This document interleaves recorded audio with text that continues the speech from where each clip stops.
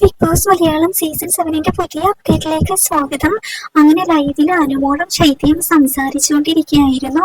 ശൈത്യ പുറത്തെ കാര്യങ്ങളൊക്കെ കുറേശ്ശെ പറയുന്നുണ്ട് കേട്ടോ. ശൈത്യ പറയുന്നുണ്ട്, എന്നെ കട്ടപ്പ എന്ന് വിളിക്കുന്നു, എനിക്കിത് സഹിക്കാൻ പറ്റുന്നില്ല, എൻ്റെ അച്ഛനും അമ്മയും കരയുകയാണ്, അവരെയും കൂടെ ബാധിച്ചിട്ടുണ്ട്, നീ കാരണമാണ് ഇങ്ങനെ വന്നത് എന്ന് പറഞ്ഞുകൊണ്ട് അനുമോൾക്ക് ഇങ്ങനെ പറഞ്ഞു കൊടുക്കണം.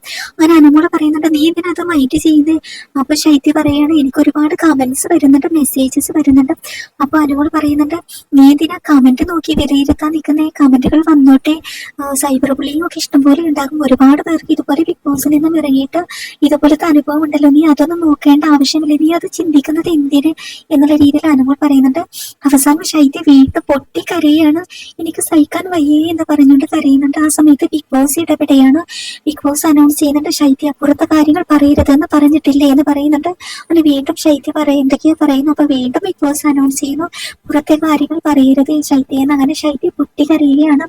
അവസാന മത്സരാർത്ഥികളെല്ലാം തന്നെ ഒത്തുകൂടി ശൈത്യയെ ആശ്വസിപ്പിക്കുകയാണ്.